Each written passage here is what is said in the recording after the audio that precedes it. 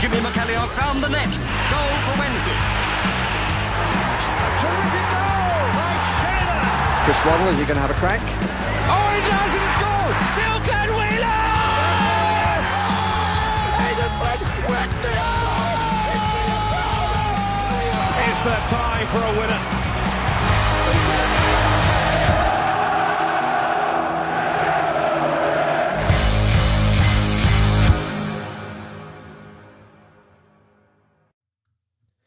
Hello and welcome to the Wednesday Till I Die podcast. This is the debate show. There's cruel endings and then there's Sheffield Wednesday cruel endings. Some would call it the Wednesday way. For the second time this season, we've thrown away a lead in the final moments of the game, deep into injury time. This time it was Watford who denied us only our second win of the season. Such a cruel way to finish the game, certainly from a Sheffield Wednesday persuasion anyway. Thanks to everyone that's joined us this evening. How are you all? What's your day been like? Has it been a decent Wednesday for you after we've got over the misery that was last night? I mean, it was good for... Well, was it good? I don't know. We were leading for a lot of it. We were leading for the vast majority of the game. But yeah, the writing was on the wall, weren't it? Really, with the amount of pressure that the lads were under. We do appreciate all the comments and the super chats that we get, so do keep them coming if you are watching us over on YouTube. I will try and read as many of the comments out as I possibly can. We're also over on X Spaces. We are moving over to Discord. I do urge everyone to go over to Discord. The link is in the comments over on YouTube as well. Join the Discord server. It's free to join, and we've got lots of. There's been lots of chat today in the public section. Lots to talk about Bailey Cadamatre, and then lots to talk about EK Ugbo as well, amongst other things. So yeah, do get involved if you want to get involved in all that, and also that is hopefully where people are going to come up and speak as well. So, we tried it last week. People on YouTube couldn't hear. I think I fixed it, but we'll have to see. So if you are over on Discord and you want to speak, put your hand up. I'll bring you on, and then we'll check that out. Also, if you want to support the channel or the podcast, then please head over to Patreon. Patreon.com/WTRD pod is the place where you need to go. We've got so much content for you over there, and if you like the stuff that we're putting out on a regular basis, then I absolutely love it. If you could join us, we have extra time, nearly an hour long this week. We've got the preview show. I'll have the Derby one for you all tomorrow. We have the replay of this show that you're listening to now, so if you can't listen to it all, or you want to listen back, or whatever you want to do, then you can do that. We also have our press conference reaction show as well that people asked for. So Henrik will be speaking to the media, and that'll be on Friday, I do believe. So we'll summarise and react to what has been said. Not only that, we also have some written content on there as well. We've got the stat man looking at your XGs, to take-ons, to interceptions, whatever stats that you like. You can read all that good stuff. Also, a new one this week, looking at what the opposition fans have had to say on the good old message boards, which has been quite fun, looking at what the Watford fans had to say about us. A lot of whinging and moaning about time wasted, and the hope that we go out of business after what we did to them back in what season was it, 2015, 2016, something like that. Anyway, there's loads of stuff over there. Do go and check it out. Patreon.com/WTRD pod. Right, what are we going to be talking about this evening? Plenty of things to talk about. The 1-1 draw with Watford, first of all, last night. McNeil gave us the lead after just 17 minutes, and then it was backs to the wall stuff for the large part, really, from since then. Watford with 23 shots on goal. I think 7 saves that Pierce Charles had to make during that game. Did take him right up until the 96th minute, and the last kick of the game to break us down.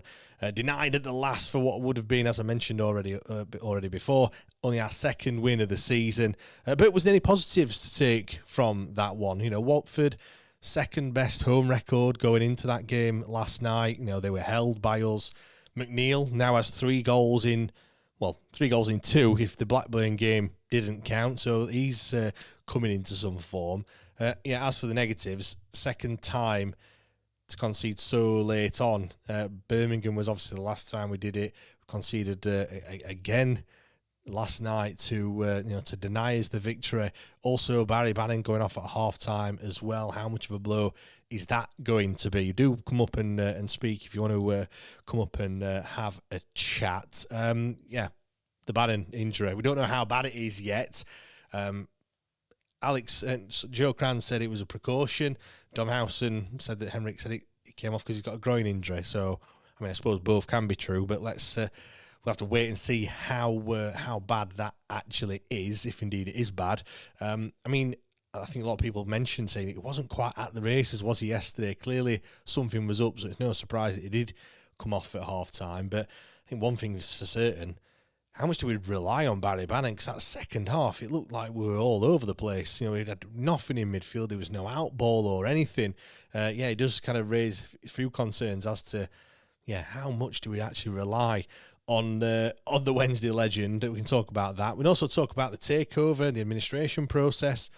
That 5th of December deadline has passed. It's been acknowledged by the club. We don't have a new date as of yet. Apparently, the number of people have been whittled down. Mike Ashley's name isn't going away. That one keeps coming up. We've also got the Storch family and John McAvoy apparently joining forces to make a bid as well. I don't know much about the Storch family, but I did have a quick look. 2 American businessmen, one which owned Toys R Us, which I spent quite a lot of time in as a kid. Never got any toys from there, as I do tell me mum and dad about quite often.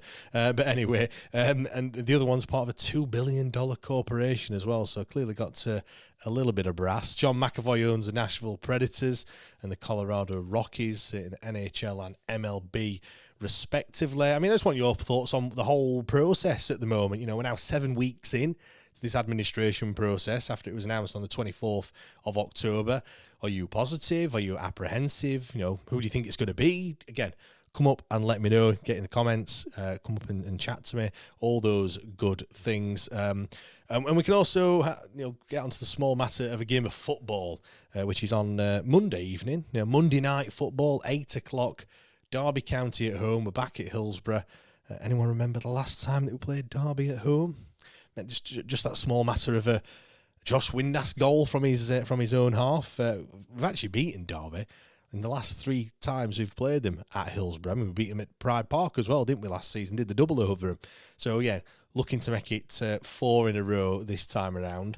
They have got one of the most prolific strikers in the league at the moment that we'll need to contend with. Carlton Morris has netted 10 goals in 16 games so far. They are actually playing as we speak as well against Millwall, so we'll see how we get on in that one. We are going to have to do it, though, without Mr. Jan Valera. He'll be heading off to the AFCON along with Sean Facera. Obviously, the Africa Cup of Nations held this year in Morocco between the 21st of December and the 18th of January. Well, Tunisia have rejected the request for him to travel after the Derby game, so that's a huge blow. We are still waiting on a decision from Zimbabwe whether Sean Facera can play on Monday, or not. So we'll have to see. I think Zimbabwe do play a day earlier than Tunisia, so I don't know whether he is going to play or not. We'll have to wait and see. Zimbabwe are in the same group as Angola, South Africa, and Egypt as well. So maybe our young Sean's going to have Mo Salah in his back pocket during that competition. Tunisia have got Tanzania, Uganda, and Nigeria as well. So maybe Jan Valery can come back with some gold or something. You never know. Right, I'll come to some comments and then I'll come to some people that want to speak as well. I've got Corbin, I've got G as well over on X. Like I said, keep those comments coming in. Philip said felt for the lads last night. Yes, I did as well. We've got Daniel in here. Adam says, I think McNeil and Brown will make a good partnership. Yeah, Brown's not back just yet, but he's going to be back in a a few weeks' time. I think they aim in Christmas time or something like that. Dill said, Ugbo mentioned 2 minutes in. Way, the game is so back. Yeah. Big Rev says, yeah, Ugbo should have saved that. Maybe Ugbo is now a goalkeeper. Who knows? Liam says, an inevitable ending last night means nothing to our season, but still gutted. Yeah, you just want something to cheer about, don't you? When you leading for so long, it was backs to the wall stuff. It was, it was coming, weren't it, the goal? But when you get to that point where it's literally like, make the save or clear the ball or whatever, and we win the game, for it to happen twice as well this season, not great. Simon said, evening guys, went last night, gutted that we let it slip with 45 seconds to go. Nat's asking if we can be relegated at Christmas, get it over and done with. Yeah, well, yeah, it just feels really flat, doesn't it, at the moment? Just really, it's difficult to get going when you look, and we're now, 13 games without a win? I think, have we picked up, 3 points or something in that time spell as well? Maybe I think it's 5 points. We drew 2 at the start. We beat Portsmouth. We drew the next 2, and then we've continued that with another 11 games without a win. Matt says, hey guys, hope you're all well. Was gutted last night. Where did 7 minutes come from? Well, it's all the time wasting that we were doing, weren't it? We actually started doing the dark arts, which we never normally do we? Adam a bit rattled, to be fair.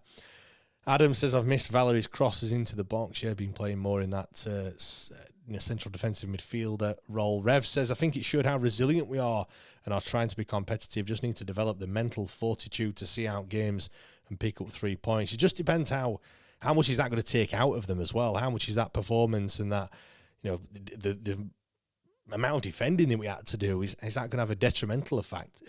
We'll have to see. Right, let's come to Corbin then first, if we can. Corbin, how is it, mate? You all right? Not bad, mate. How are you? Yeah, I'm fine, thank you very much. Yeah, last night could have been the second win of the season. I thought it was going to happen as well as it got closer to the end, but alas, it wasn't, and we've come away with a point which I suppose you would have taken before kick-off, but when you get that close, it is a bit of a sickener, isn't it, really? Yeah, but the thing is, though, mate, when you're in the situation we're in, we're going to go 1-0. If we're going to go 1-0 up at half-time, you've got to expect the second half we're going to sit in his own box. But, when you sit in your own box for a full half of football, they're going to score eventually. So I knew it was coming, but it felt like a bit kicking bollocks, to be honest.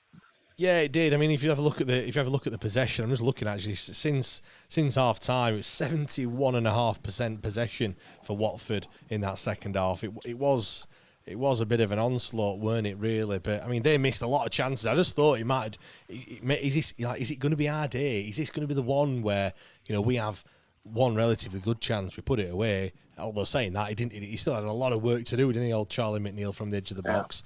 We put that chance away, and they couldn't really finish the dinner, could they? But yeah, it was coming, weren't it? And I think again, it's just it's a ball in the box that we didn't really deal with. We didn't do ourselves any favours, did we? Really, with that one. Now, Pierce Charles, I think, will be unhappy.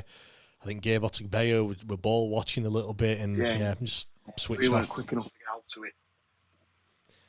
I've said to my mates, right, if Horvath plays that game, we lose. Well, yeah. Pierce Charles popped up with some great saves. Yeah, he did. Yeah, I mean, he didn't deserve to concede. I've seen some people though saying that if Horvath were in goal and he makes that, and concedes the goal in the manner that he did, a lot of people would be screaming and shouting. What do you say to that? I say because it wouldn't be the fucking first time, would it? Pierce Charles he's a kid. First of all, he's young.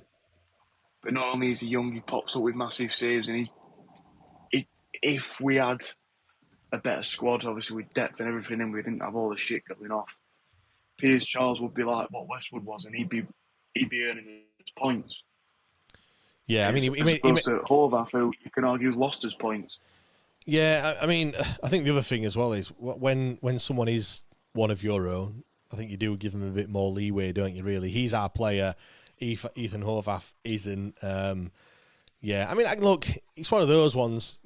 Could he have done a little bit better? Probably. I'm sure he'd be a little bit disappointed. Very close to him, weren't it? Really, I suppose it's that place where you put it where it's difficult for the keeper to get to it. He tries to get down, doesn't he? And it squirms underneath him. But I mean, to be fair, as much as I hate Ethan Horvath, if that had been against him and it happened in the same manner, I'd have still said what I said yesterday. He's started moving across goal and it's gone behind him. There's not a lot he can do. Yeah, I think personally, Iorfa has to win his header. We could probably do a little bit better. Yeah. There's a lot before it. Before it. We could probably do a bit better in stopping the cross as well. And I think, like I said, Gabe Atubea, he just gets stuck under the ball. He's ball watching. He actually has a good position, a good starting position. If you look, he's the lad who scores. He's giving him like a yard or so. But he's looking straight at him. As the ball comes in, he takes his eye off the ball. He follows it. Obviously, the ball's headed back by Pollock, I think it was. And well, the rest is history, really. And I mean, ultimately, it doesn't really matter, does it? Because we know our fate this season. But it's just, it would be nice, wouldn't it, to break that run of games without a win. Of wins. Yeah, it'd be nice to get a couple of wins on board. Obviously, we know what's going to happen, but it'd be nice if we could get a few wins and show we're not dickheads. He was the dickhead and he's gone. We can still win games of football, but situation we're in, it's a big ask, in it, really. But I just want to say that I'm fucking buzzing from McNeil because all that shit he were getting, and I think I said it the other week when he scored 2 against Preston. He were getting a lot of shit, and I was like, the kid scores 600 goals at academy level. Yeah. Shut up.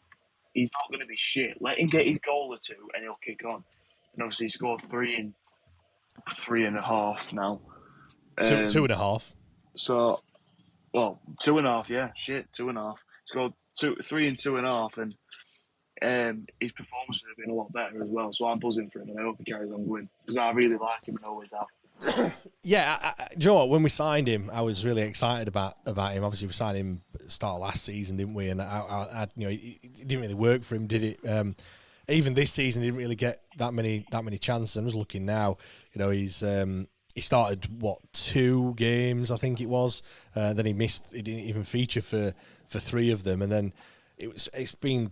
He started against Millwall, he started against Preston, started against Blackburn, started against Watford. So he started the last 4 games now, and yeah, the fact that he scored 3 goals in those, I think, yeah, it's just going to do his confidence a world of good in it. Really, the goal he scored last night, it's a difficult chance. It's come to him, and do you know what, for me as well, what I liked about it, someone on the edge of the box. Do you know what I mean? When the ball comes in, because it's a cross that comes in that gets headed out, and we're first to the ball. We're there on the edge of the box. I think it take 1 touch to kind of control it, and then he slices across it with his left foot. I don't know if that's intentional or not, but we'll give him the benefit of doubt. And keeper had absolutely no chance. So yeah, it was a great finish, wasn't it? Yeah, obviously, I've just thought that there'll be more goals where we've obviously had someone out of the box, but the only one that popped to my head was Kieran Lee against Leeds at home in 150th anniversary season. That's the first one that's popped to my head. Probably because it was a fucking rocket, to be fair. But yeah, I mean, there's been a few more, but how many times do you see teams score those types of goals against us? You've got to against us, yeah. I mean, it's not even from a corner. It's just from a cross. You've got to have. I've always said you've got to have first of all, you've got to have someone in the box to aim at, but then not only that, you need 1 or 2 players coming in late. Whether that's for the cutback or something. Everyone rushes to the 6-yard box. You drag it back or get your crossing. When it gets headed out, you never know it's going to come to you, and you can create a chance. But yeah, I mean, what did you think of the performance yesterday, Corbin, overall? First off, I didn't really know what to think. I was a bit 50-50. Obviously, I think that first 10 minutes, they just absolutely fucking hammered us and probably should have scored. But then we started to take it a bit, got the goal, carried on going for about 5 or 10 minutes after that, and then sat back off. So I was a bit 50-50 with first half. And second half, I knew what were going to come. I didn't like it, but I knew what were going to come. Yeah. And I knew we were going to, because, like I said, with the situation we're in, we get a goal, we're just going to try and fucking keep it. Just save ourselves, because we know, I think the players know without saying that they're not good enough. And if they do keep going forward, they're going to get caught. Because they haven't got cover, they'll get knackered and they'll get caught on a break. So I knew the second half performance. I knew it was going to be like it was, but I didn't like it though. And I think that's why we conceded, because you can't sit in your own box for a full game of football, full half of football, and expect not to concede. They're going to get one eventually. Yeah, for me, when Liam Palm comes on for Bailey Cadamarteri, at that point there, I'm thinking, what another. Well, at that point, we did have another half an hour of football, and you're taking off. All right, Bailey Cadamarteri had a tough time. I don't think he had, didn't have much of the ball. But then you're bringing on a defensive-minded player for an attacking player. And I was just thinking, we're inviting it on us here. I mean, it's a difficult one, isn't it? Because you're under the cosh and you bring an extra defender on, but I think all that does is just invite even more pressure on you. And because we didn't really have an out ball, did we? Yeah. Go on. Yeah, that's it. You've got no release, because if they did win it back, it was twat it upfield to McNeil stood there on his own. If he doesn't go straight to his feet, they've got it back again and straight back on us. So, but listen, like I said, I knew that second half performance would come in, and I was sat there watching it, nearly crying and putting my fist through TV. But it is what it is. It is what it is. I knew it was going to happen, and I knew they were going to score eventually. What's your take on everything as a whole, like the whole takeover stuff? As I mentioned, we're 7 weeks in now, or we're into the 7th week. I can't believe that. So that is only 7 weeks. I thought we were a lot longer. Yeah, 7 weeks, but obviously we've gone past that December the 5th deadline. I know the club acknowledged it. Yeah. They've not just not said anything. They told us what's happening and things. Obviously, we're still none the wiser as to who are actually going to buy the club. We've had a few whispers of certain names, that have come out and things. But what's your, as an overall thing? How are you feeling at the moment? Because I get a feeling amongst the fan base, it feels pretty flat at the moment. Like it's just not really out to get us going. I was just going to say, I've got fucking no emotion at all. At this point, I'm still going at games, but I'm just going to see my mates, you know what I mean? Like, yeah. I don't know. This takeover shit is confusing me. I'm seeing too many names and seeing too many numbers, and I weren't the best at maths and English, so it's just hurting me. So I'm just seeing Mike Ashley and then some back McVoy or something. McAvoy, yeah. And it's just hurting. McAvoy, it's just hurting my head. I'm just thinking, shut up, come back to me when some geezer with a bit of money's bought us, because I don't want to know otherwise. Because he does need someone with a bit of money, doesn't it? Like I keep flip flopping between the two. I keep getting excited, thinking, is this it? Is this the time? You see all the other clubs that get some investment, some big investment, and they turn into, Premier League sides. But then on the flip side, I'm thinking, do you know what? I go back to Corbin. I go back to going down to Wembley when we played Hull in the playoffs, and I'm going to be dead honest. Like, at that time, I thought this is it. Like the whole pre-match, there were just there were loads of us heading down to London. We took over Wembley that day. Everything was just buzzing. Everyone was so happy, and I was thinking, right, we're going to play Man United. We're going to play Man City, Liverpool. I were already like kind of ticking off like some of the away days that I'm going to try and get to. And in my head, we were already Premier League. Like the fact that a new owner had come in and all of a sudden, boom, straight, like in my head, we were straight into the Premier League. And it didn't happen. And I was like, fuck that. We never get out nice us. And that's what I'm thinking at the moment. I'm like, I get really excited and I think, no, we're still Sheffield Wednesday. Like, do you know what I mean? Like, it just won't happen. And I keep going through cycles of that. Like, sometimes it's daily, sometimes it's week. Like, I don't really know where I stand. I think I'm just trying to temper my expectations so I'm not too disappointed. And obviously, if it does happen, obviously I'll be absolutely buzzing. I don't know. What about you? I'm thinking roughly the same. I don't want someone to come in and we do right well first year or two, and then he turns out to be a fucking prick like the Unspoken Man. But I just want someone, and I want to. When I know who it is, then I'll do some research into them, because I can't be arsed researching all these people, and it turns out not to be them. Yeah, it seems a bit a waste of time, doesn't it? Really. Yeah, I feel sorry for journalists because they're doing research on so many people and posting all these, putting all these posts up with all information about them, and a week later they're out running. I feel right bad for them. But when I know it is, I'll do some research, and I want to be able to research the fact that they've got sport brain. They know how to run a club of some sort, whether it be fucking basketball, baseball, squash. I don't give a fuck. Well, that John They McAvoy, know that he does all that. the right people. Yeah, John McAvoy does have. I said it earlier. Is it Nashville Predators and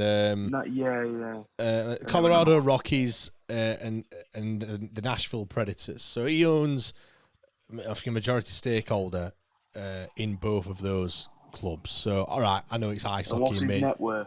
I'm not too sure. There's not much on him, I don't think, when you look.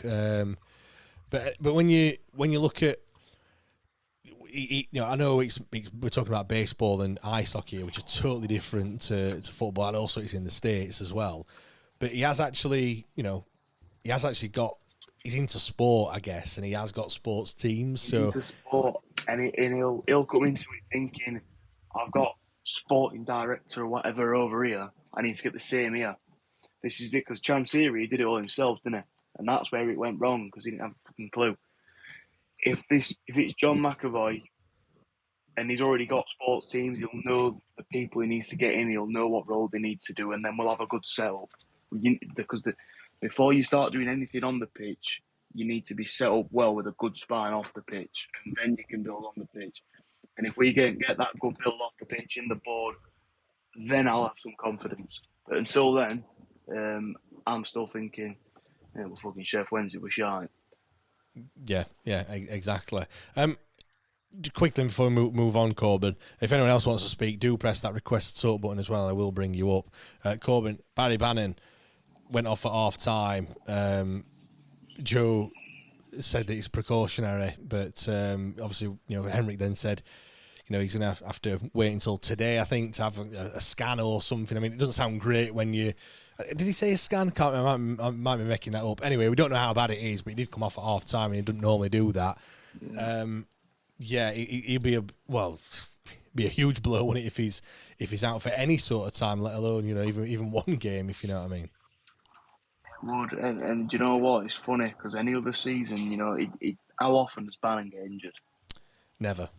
It's not often, is it? Or if he does, it's a 1 week, 2 week thing. But any other season, I'd be saying, it's all right. I think we play better without Bannon anyway. He's got to go and get a fucking injury this season, hasn't he? What an arsehole. I think he's done it on purpose just to make me look a dick.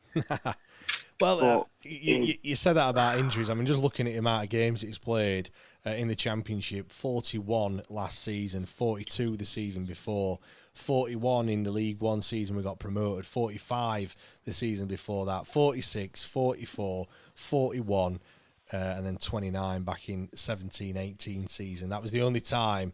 There's been 2 seasons where he's played less than 40 games, which he's an animal. Find me another player that has a record like that in English football, and I think you're going to be struggling. Emmanuelson.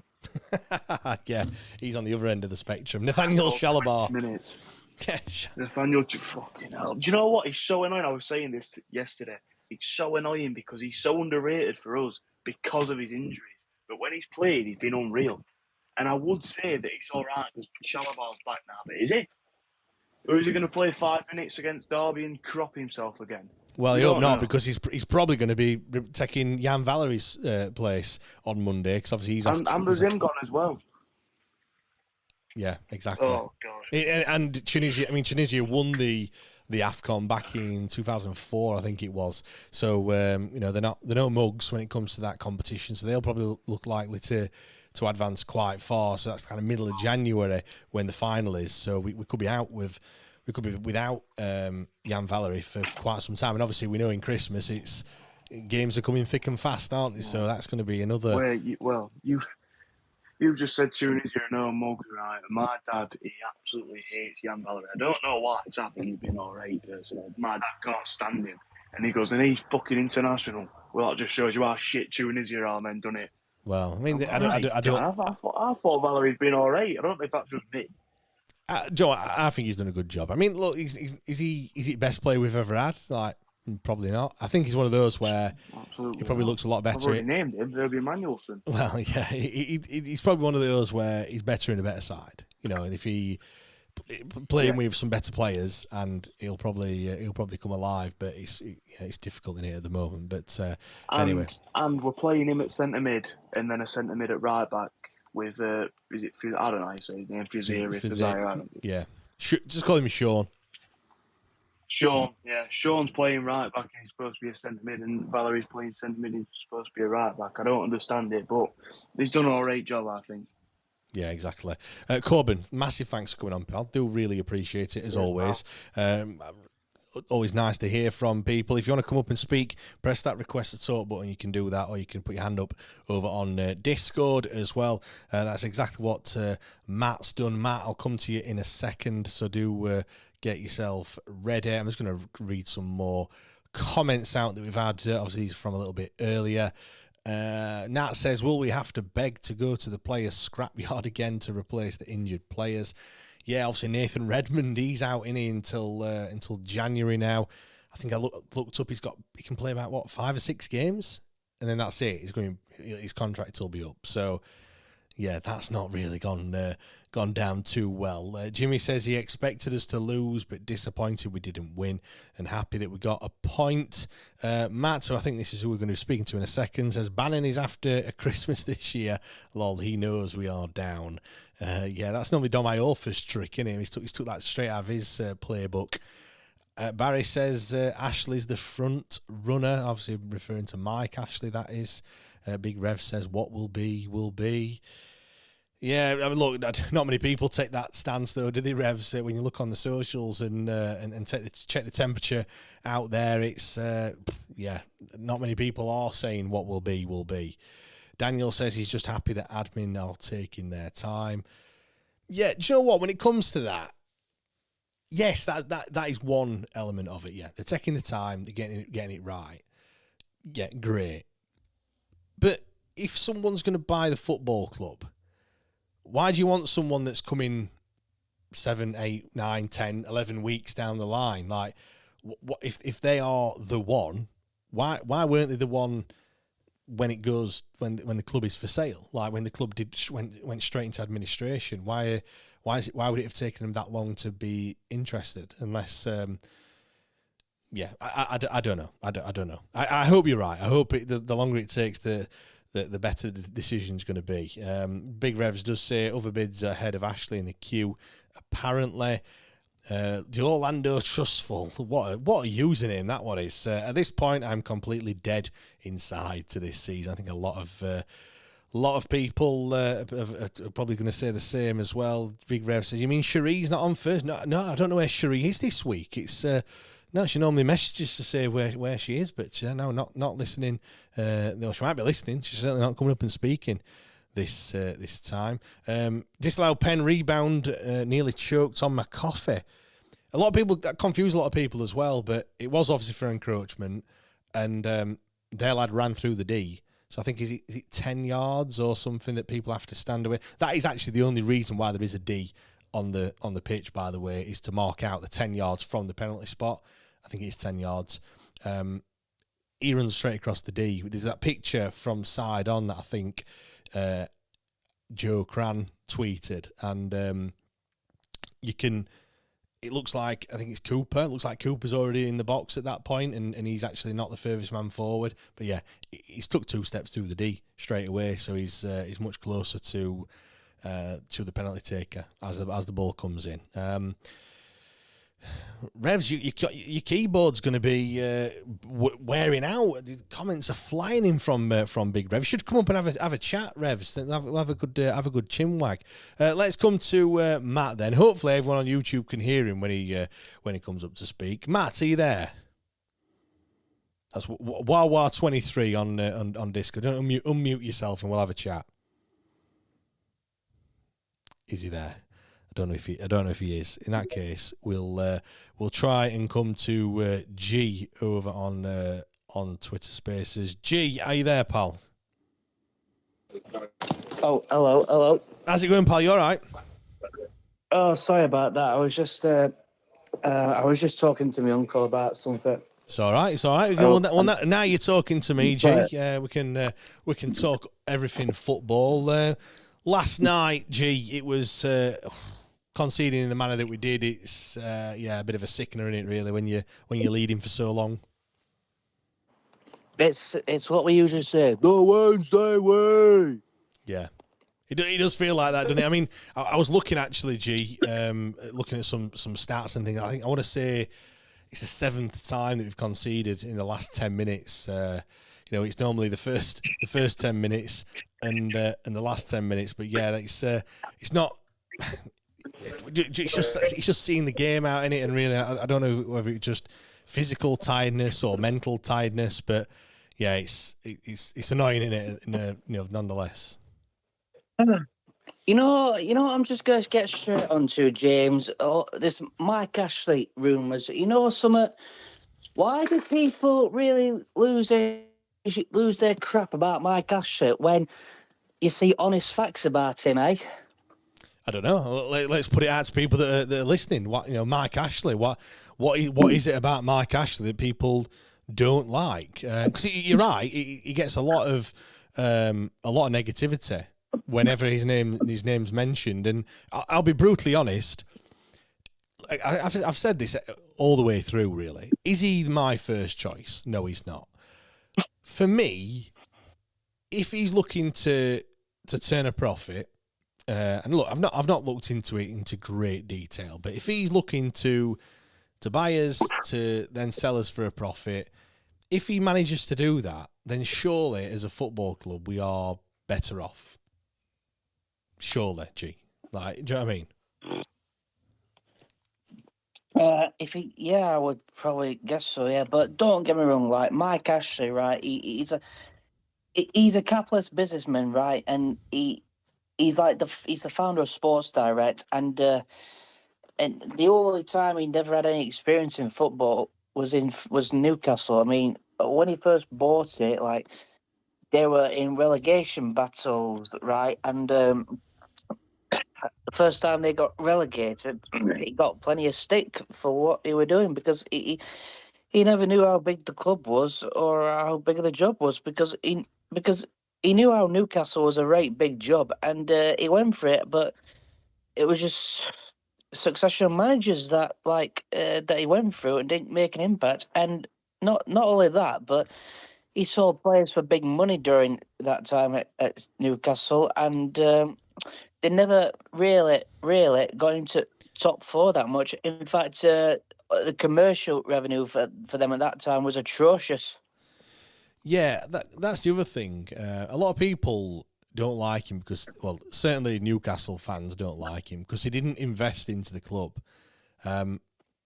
I don't think. Yeah, we can say as much as we want. We are a massive club. This, that, and the other. We're not Newcastle United, and we're not in the same boat. I'd love to be a Premier League club with no investment. You've got to be a Premier League club first. Do you know what I mean? Like, I just don't. I don't think that it would. I don't think the same thing would happen at Sheffield Wednesday. I don't know. Look, I've not got a crystal ball. I wish I did have a crystal ball. It'd make me a lot of money, to be fair. But it's one of those where. Yeah, I think the other thing as well, he's the only person that you can critique, him and Texter, because they're the only two that have actually owned football clubs in the past. All the other names that have been rumoured, nobody knows anything about them. So it's just a name and a net worth at the side of them.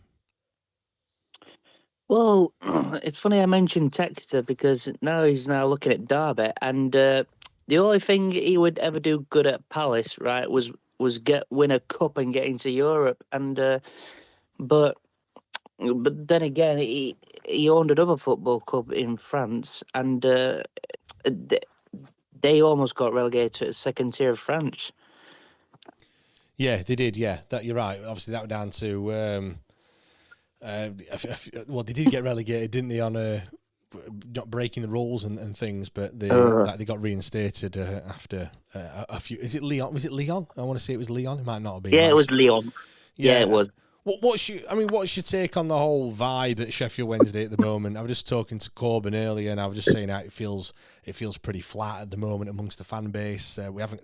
Yesterday was a chance of something to cheer about, but ideally, I mean, look, I know beggars can't be choosers, but ideally, I'd want something on Monday. When we're at home at Hillsborough, we haven't had much to cheer about at Hillsborough for what feels like an absolute age, really, and it does just feel a little bit flat at the moment. I don't know about you. Do you feel the same? It does feel flat from what the damage that whatever his name that left us with, and but mainly one man that just tries to ruin a football club by not letting anyone help him when he thinks he can do it himself, right? And even he himself, he would think that it'd be better off with me at Wednesday forever rather than going forward without me. Yeah. I mean, what do you make? Bannan came off injured yesterday, G. Well, maybe precaution, maybe not. Who knows? We'll have to find out and see. Hopefully, he tells us a little bit more on Friday when he speaks to the media. But but Bannan going off, we seemed to go to shit in the second half when he wasn't there. It was almost like we rely on him a little bit too much. Would you think that's fair to say, or was it just a coming up against a better side last night? When he retires, Bannan, right, it's going to be a really, really sad feeling when he retires. But the positive thought is he's not going to leave Hillsborough because he's the best player I've seen at Hillsborough for a long, long time. And to see how he commit his loyalty to the club and both on and off the pitch, it's just surreal what he's done, along with Palmer, who's another legend at this club. And to me, they're not gonna leave Hillsborough, right? And I think they're gonna be one of the coaching staffs in the future. I can guarantee you that. Yeah, Bannan, he's already doing his badges, isn't he? I do believe so. You're probably right, and I think he does need to stay on in some sort of capacity as well. He's blue and white through and through. Very much, well, even more so than I was going to say, like Lee Bullen, but even more so than him. But yeah, it would. It'd be a travesty to lose him in at least, like I said, we need to keep him in some capacity anyway. G, massive thanks for coming on, pal. Really appreciate it. I've got other people that are waiting to speak. Thank you very much for jumping on. I'm going to come to a few comments, and then I'll come to Peter, and then I've got Matt as well that wants to speak, so I'll come to you in a second. Jabo says dog shit defending cost us the win. Not that it matters since the latest dedication has sunk us. I'm not sure what word you were reaching for there, Jabo, but I'm sure you're referring to the previous owner. Big Rev says his voice has gone from screaming expletives at the TV.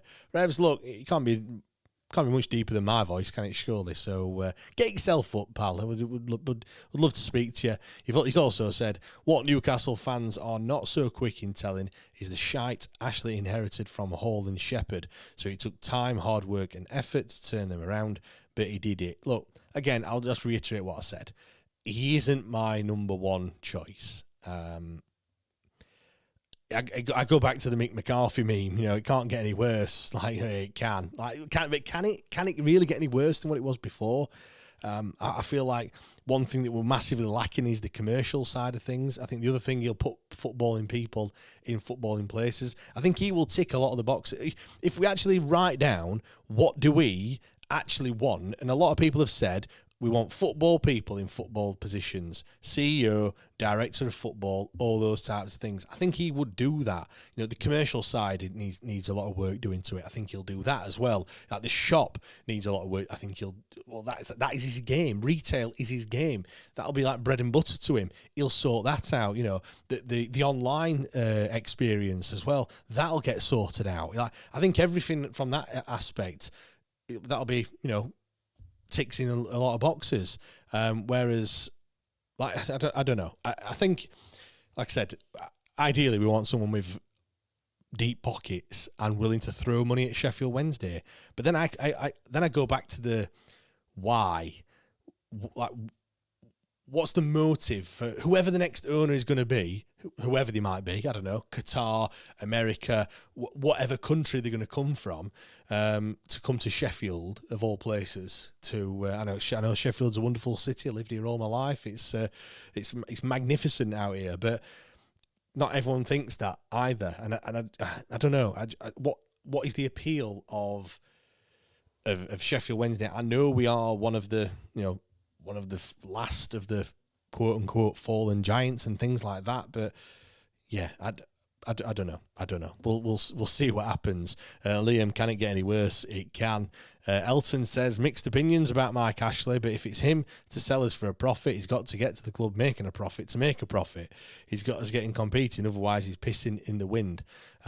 Gary, my concern is why are we seemingly waiting for Ashley to up his bid from 20 million? Seems odd to me that that's if we believe these rumours. I wouldn't have a problem with it. Well, it needs to be around about that £30 million mark, apparently, to fend off the £15 million, the 15-point deduction next season that we might get if we don't appease all the creditors. So it needs, but apparently there are people that are willing to bid that much. So fucking put your hand in your pocket, get bidding for this fucking football club. Jaber says, bugger, I meant to put deduction. All right, okay, fair enough.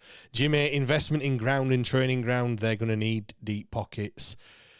Yeah, agreed. And Martin said, wouldn't be surprised if the new owners are a group that hasn't been talked about. Yeah, there was a poll that someone put in the Discord a couple of days ago saying that, like, will the owners be someone we've heard or someone we haven't heard? And quite a lot of people agreed with you, Martin. Daniel says Sheffield Mint looks someone bought Wrexham. Well, Daniel, agreed. I'll stand down on that one. Can't say it fairer than that at all. Right, let's come to Peter, and then I'll come to Matt as well. Peter, how's it going, mate? You all right?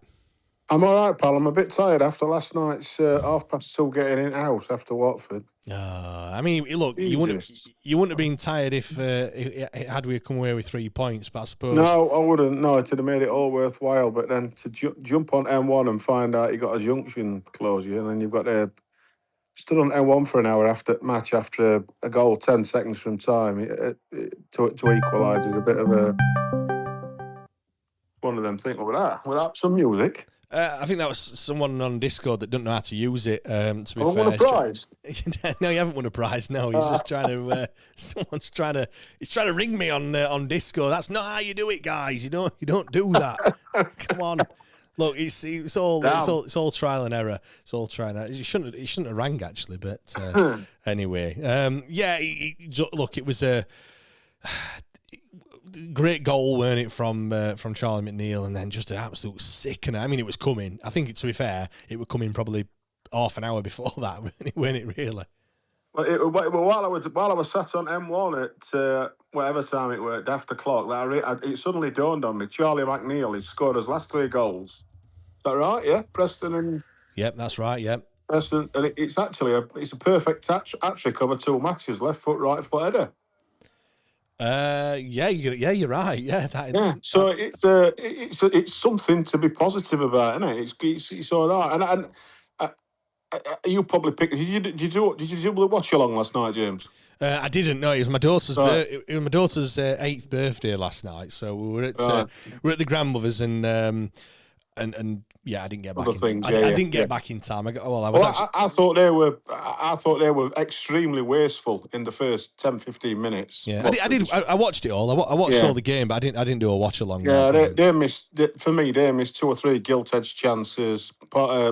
Pierce Charles made a good save. One with his hands, one with his feet.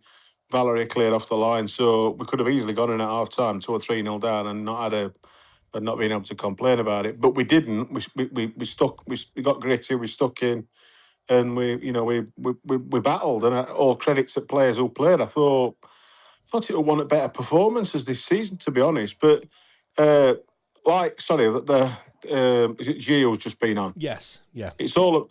I think, and I've noticed it all season. I'm going to use a phrase that's far too young for my time of life. But do you not think this season's been very, very? Do you call it meh? bit all a bit. Yeah, it has. Yeah. It's just he's like he's not going for it, is there? Really, it's just like No, yeah. there's no atmosphere at all at any away game. You get the IO silver lining at the start. You'll get the occasional chant and how shit must you be, we're winning away and that kind of stuff. If like we did last night, but there's a little to no chanting. There were a bit of Honolulu baby and all that, but that's not. I'm not criticising the fans here, but I think that's where we are at the minute as a club, and that won't change all season. You'll get a bit of atmosphere when we go and play United away, but other than that, and it's the same at home. You notice it in our stands games, don't you? Because there's little to no singing at all, and once again, this isn't being critical of the fans at all.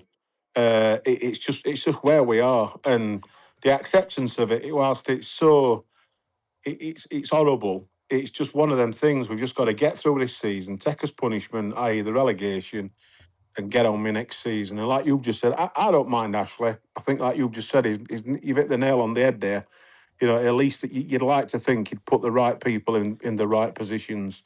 Is an expert at retail. So one of the things you're going to see is more Sheffield Wednesday products, better store, better merchandise, all that kind of stuff.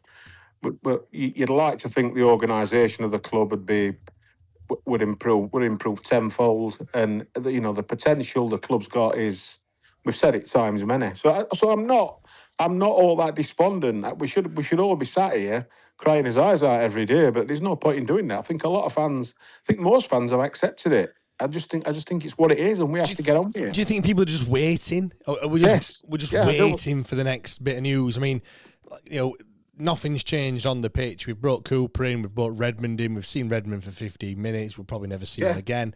Cooper can only do 10 or 15 minutes until he has to be rested or whatever. So nothing's changed. We've actually got less players than when we started with your injuries. I know Shalabar's come back, Pierce Charles has come back, that's a bit of a boost. But we're still, 13 games without a win? Like, you can't go 13 games without a win and then just expect fans to turn up and sing their hearts out and stuff. No, it's not going to happen.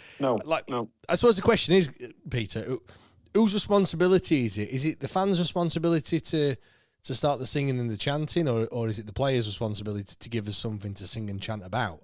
I think it's a bit of both. I think if the fans see the players on the pitch busting a gut. It's funny you mentioned Cadamartri. He were on scraps again last night, but he still runs his blood to water. If you wind the start of the goal back to when we won the ball in the half, initially Bannan plays the ball to Cadamartri. Cadamartri actually makes a bit of a fuck up to him and puts a really poor pass in. But Cadamartri and fell over, got off his backside, and he played the ball down the right for Valerie to run onto. So for me, that were worth the entrance money alone, to see a young lad running his blood to water and doing that one thing. For me, that were worth it. And it shows that he's an absolute tryer. He's trying his nuts off every week, which one other striker wouldn't do that in a million years. Yeah. But you know what I'm talking about. He'd never do that. So I think if the players show that level of commitment every week, then we as fans, I hate to use this phrase, but have a sort of duty to back them, and I think they do. Harry and Mass got. So you're saying it's the players' responsibility then? I think it's a bit of both. I think it's us as fans to get started. The players respond to it, and then we also get in the same boat. And if it instantly, when they scored last night, where the fans started singing, even though with 10 seconds to go, whilst it were gutting, the Wednesday fans started singing who were there, and sort of back the team, and they appreciated the efforts. The only sort of, I don't know, it would a bit of a strain. Very often when we go away, there's no atmosphere from the home fans. Very, very little. I mean, there were nobody there, were they? I thought, were they doing a protest last night? 16, exactly, there were 16. I think it was 16,800 they gave out as it officially, but if there were 16,500 in that ground, I don't know, because there were only probably 1,400 Wednesday fans there. Can I just say as well, just totally as an aside, how faded are those red seats in Vicarage Road, by the way? Yeah. just an observation. They look pink. Them seats. Yeah. They must have been there since since Elton John came in. I think, to be fair, but no, there were never 16,000 there because there were like I said, there were lots of empty spaces all over the place. Even I was stood very close to the back of the away end and could see all around the ground. There were lots and lots of empty seats. Do you know one thing we saw though, Peter, and obviously you were there, the dark arts, the time wasting. I think Ingleson, obviously it was in the opposite side to where you were just before half time, really got into Pollock, I think it was. He smashed into him and then he like dragged him down to the ground, and there was some afters and things like that, and not something that we saw. Pierce Charles was obviously doing it. I'm surprised he didn't get yellow carded, to be honest. It was referee had more than a couple talkings to him and stuff, but great to see that we're actually look, I just want to put it down. You're doing it to our advantage, aren't we? That's what we're doing. I don't like it. I don't like the time wasting stuff, but when it's happening to you all the time and other teams are getting away with it, you have to just play the game, don't you, really? So, fair play. I think we're too nice as a club, but well done for actually trying. I mean, I suppose you have to be in front to actually start doing all that sort of stuff, but I think, I mean, look, apart from Jan Valery forgetting to take the ball into the corner right at the death, which I'm sure he'll be kicking himself with. Have we ever, here's a question that might evoke a bit of conversation. Have we ever had a nasty bastard? Have we ever had a Roy Keane? Have we ever had a what's his name, who's just got in trouble for the Twitter message? Joey Barton. Have we ever had that? We've never had that kind of character play for us, have we? Well, I suppose nearest thing to it is Bannan, but he's not. You can't really call him nasty, can you? Yeah, I mean, with Darren Pearce, was he like that? He looked it, didn't he? He's skinhead and stuff. But no. What I mean is somebody who I mean, Sam Hutchinson probably was the last one. Yeah, he were gonna we're gonna miss 5 or 6 games a season through suspension. Somebody who wasn't frightened to leave one on in a tackle and stuff like that, and all the other fans regularly booed and hated. Because I know, when we play, just for example, pick a team like Hull City, for example. I don't like McBurney at all. I think he's all right. Yeah. And there's a character on, and I know he's going to score next week for him.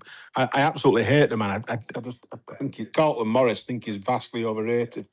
I just don't like him. I just cannot. Never have liked him. I think he's got now 11, 12 goals this season from 15 or 16 games. Got a phenomenal record. But P. Wednesday says Palmer. He's actually put Charlton Palmer. I think he means Carlton. I'll let him off with that little spelling mistake. Even that's 30 years ago now, isn't it?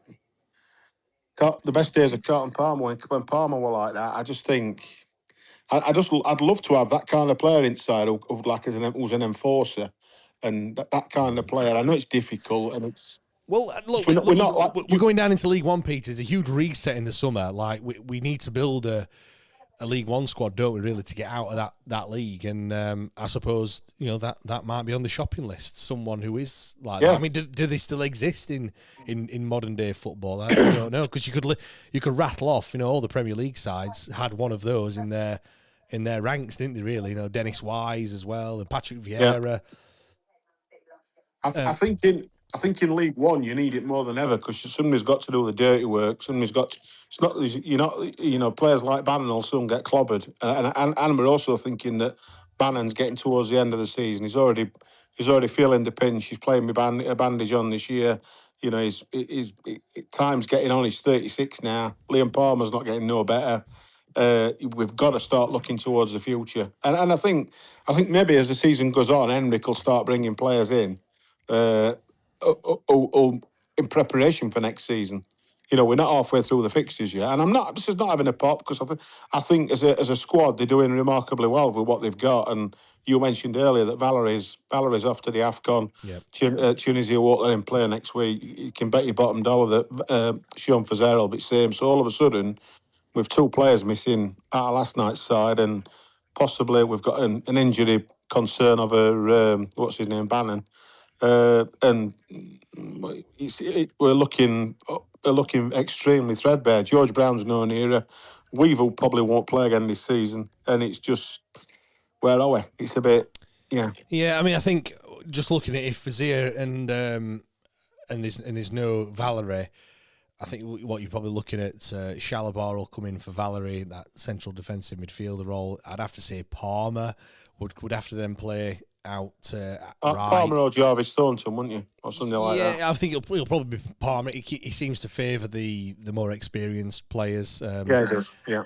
Either that, or does he put Gabe Ottugbayo in and then shove Dom Iorfa out on right? Let's not forget he played a lot of his football out there, maybe, but he'd probably be Palmer. Palmer could easily play right wing back, to be honest. But then there's the Bannan one as well. If Bannon's not fit, like who plays the Bannan role? Like what do we do there? It might even be a total reshuffle of the formation and go to a back four or something. And I'm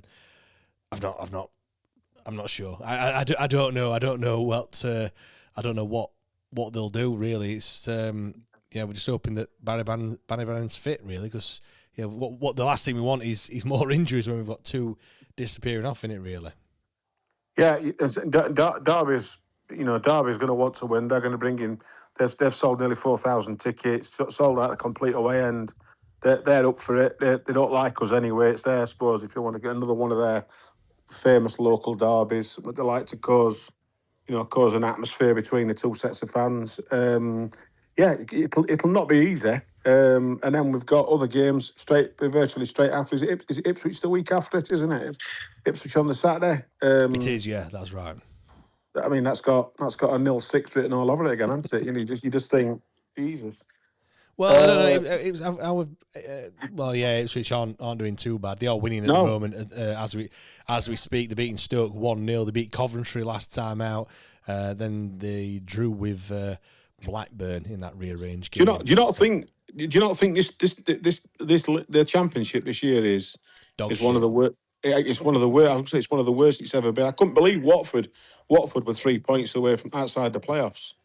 Honestly, it is absolutely terrible. Like when you look, before this round of fixtures that's just happened, I think they were like 6 points separating, third and 14th or something ridiculous. I mean, just looking now, this is with yesterday's results, without today's fixtures. Literally fourth, Preston 32, Derby 15th with 26. Now, there's 5 or 6 teams that haven't played yet in that group, so that could easily change. And even then, West Brom are only a point behind that. There's literally you win 2 or 3 games and you shoot up. You look and there's not one team. There's no team with a. Actually, I tell a lie. Ardee and Neighbours are the only team that are unbeaten in 6 or more. It's Wrexham as well, but they've had 4 draws in that. There's nobody. There isn't anyone lighting it up. Even Coventry have slipped up a little bit, and their gap, all right, still a healthy gap.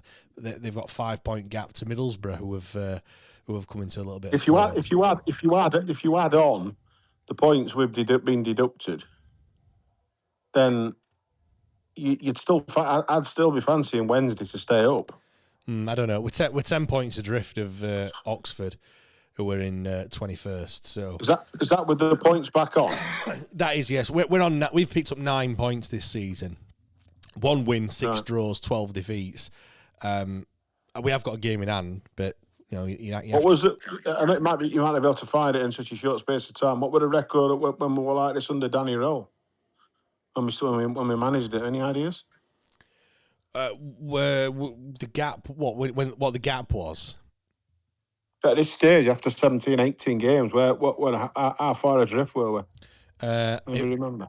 If we carry on talking, there is a website that you can go on that can actually give you that. Right. What? So the same day this time.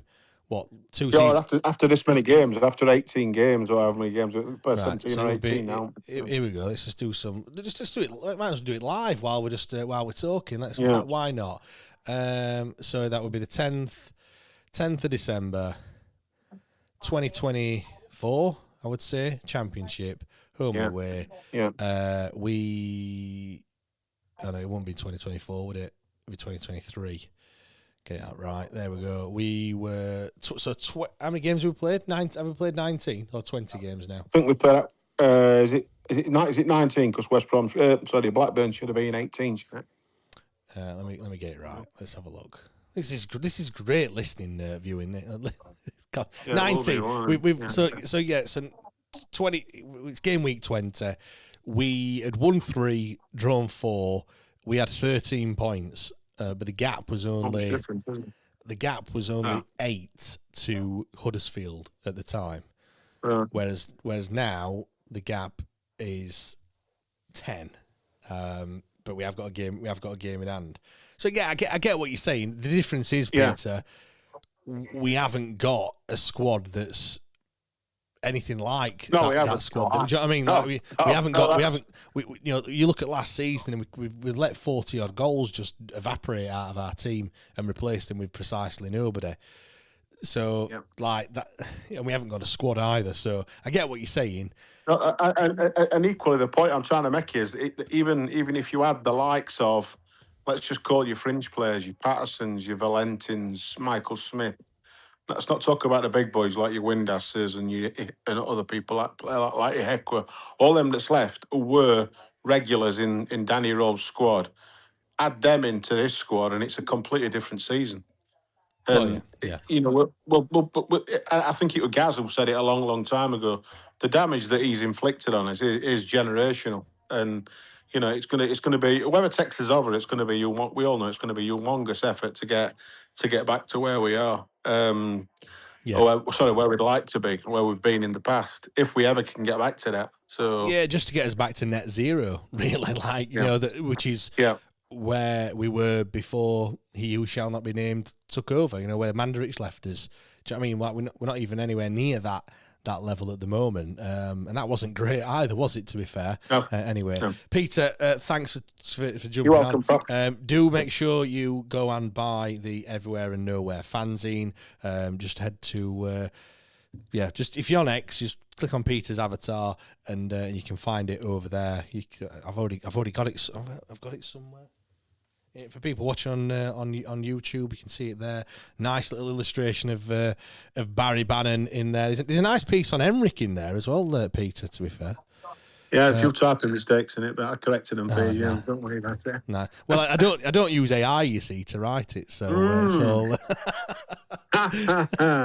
Anyway, I'm not saying that Peter uses AI to use it. No, I don't. Do you know what? You can spot it from an absolute mile off. By the way, I've just spotted something while I'm watching Real Madrid Man City, and this is an idea for the cop at Hillsborough.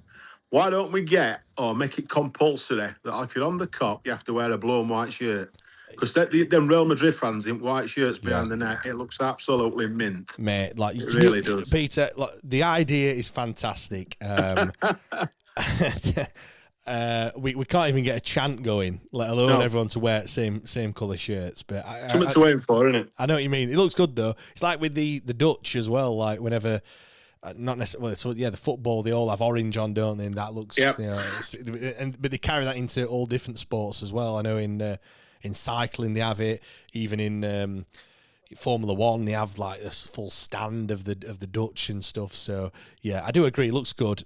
I'll not lose any sleep over that one though, to be honest, Peter. All right, massive thanks for coming on, pal. Do really appreciate it as always. I'm going to come to some comments and then I'm going to come to Matt, who's over on Discord, and then I've got Josh that wants to speak as well. So don't go anywhere, Josh. I will come to you in shortly. Like I said, Matt, get yourself ready. I will come to you. Liam says David Stockdale was a certified master of the dark arts. Agreed. Always had a phantom injury, didn't he, when it went down with. Big Rev says, what's the odds on Valerie and Fazia not even starting their first game in the AFCON? Well, I was just looking, actually. Fazia's played 2 friendlies. He didn't play any of the qualification games. So the friendly was in the summer. Didn't play any of the qualifiers, but he did play the last 2 friendlies against Algeria and Qatar as well. So I don't know. Like I said, he didn't play any of the qualifiers at all. But just looking, how did they qualify? They lost 3 of the 4. They lost 3, drew 1 in the last 4 qualifying games, and then they're in the AFCON. I don't know how that works. I've no idea. It looks like Matt's just dropped off. So Josh, get yourself ready. I'll come to you next. P. Wednesday says it's been heading this way for a few seasons. I'm all grouping up. Look at Charlton Athletic. Carlton Athletic. Damn fuck. I like what you did there, P Wednesday. Obviously, yeah, I like that one. Jimmy, 27 points we need to get out of relegation. Yeah, obviously that's with the points deductions and stuff. Chef Cam saying terrific call from Peter. Go and watch Chef Cam, by the way. Not now, obviously, but when I've finished. But go and check Chef Cam out if you haven't done so already. But I'm sure everyone has done already. Elton says, absolutely bang on, Peter. That's what we need. A new chairman, 6 new signings, and a nasty bastard. We'll be fine next season. Yeah, apart from that, we're all right, aren't we, to be honest? Right, let's come to Josh then, that's been patiently waiting. Josh, how's it going, mate? You all right?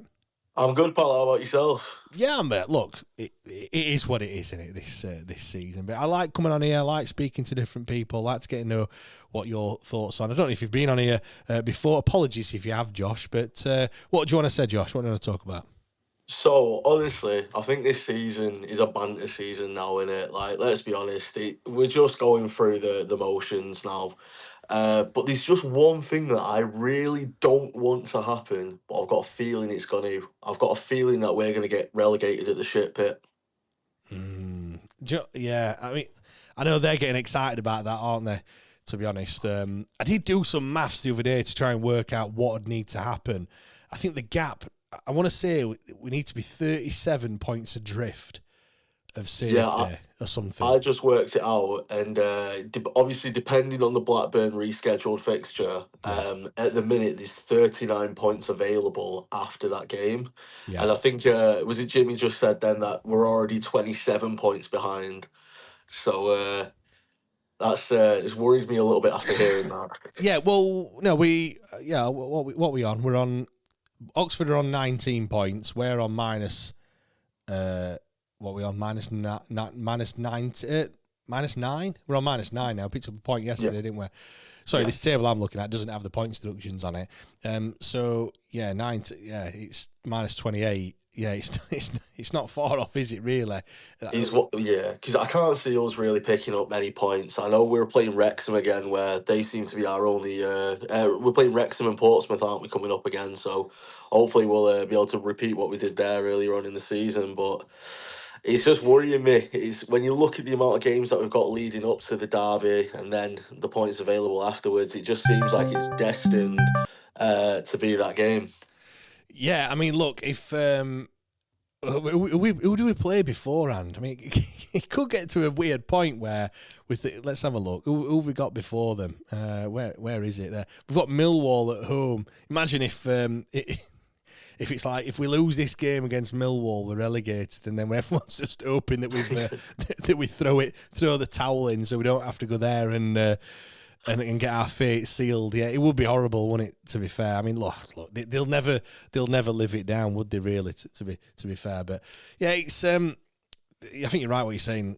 I think we've been saying it all season, haven't we? Really, it is a bit of a write-off. It's just so sad, isn't it? Really, when you actually think about it, football, a sport that we all love. We all love Sheffield Wednesday. People go home and away, spending the hard-earned cash, and people have bought season tickets back in January, nearly a full 12 months ago for this season, not knowing what was actually going to happen. And then now, I mean, people just aren't even choosing. That money's just pissed up the wall, choosing not even to go anymore and stuff like that. And yeah, it's just how far we've fallen.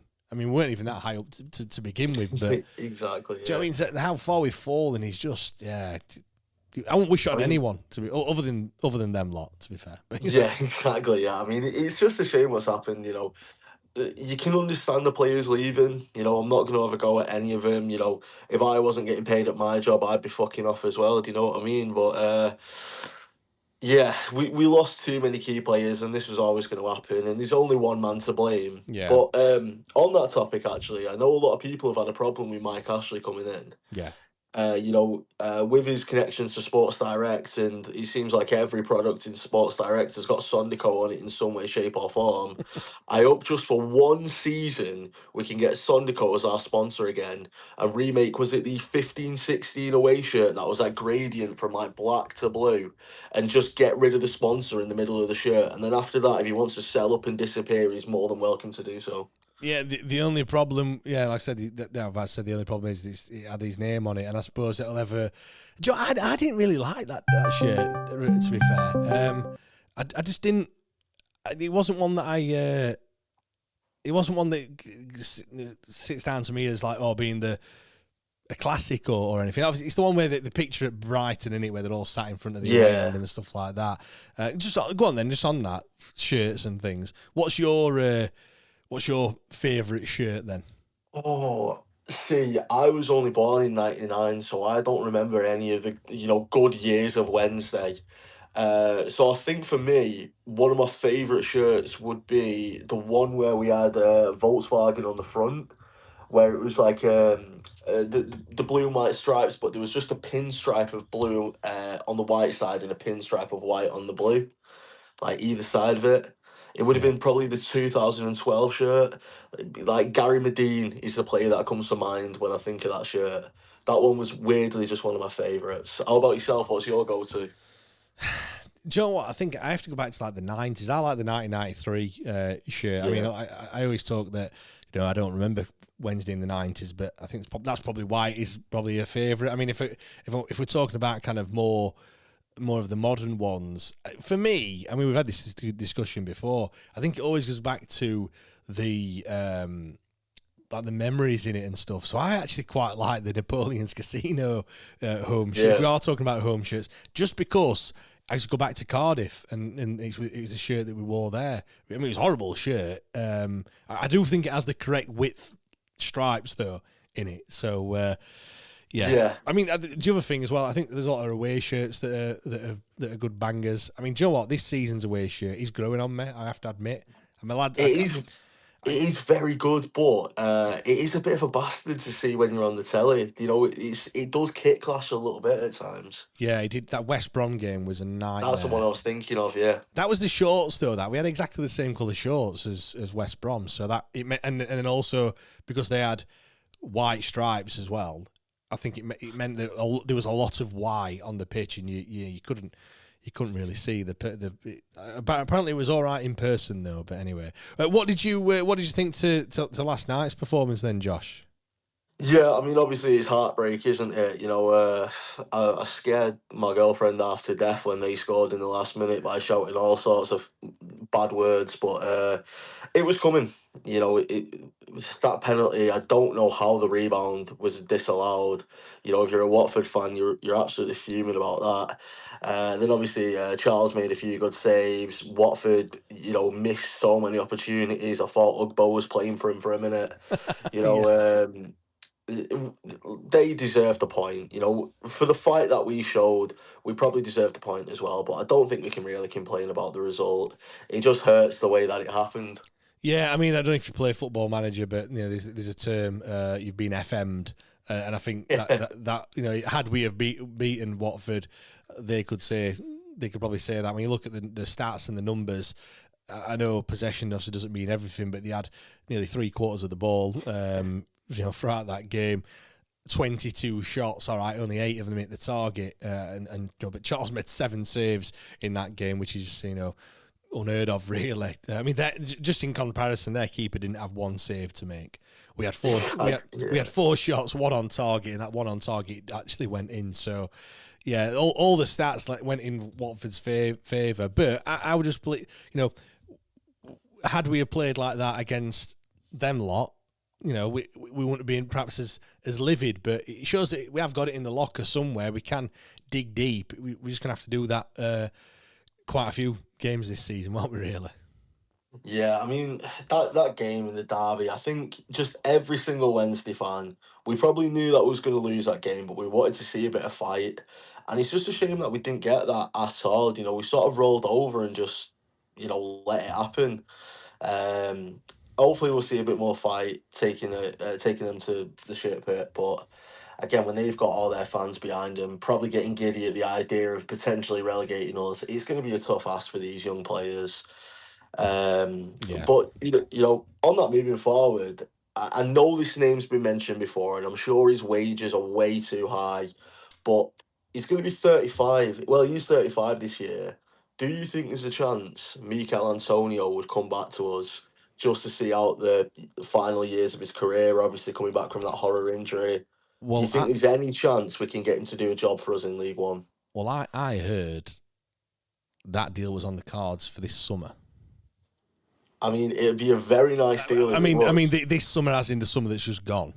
Right. That deal was apparently already pretty much done, and it never happened because of.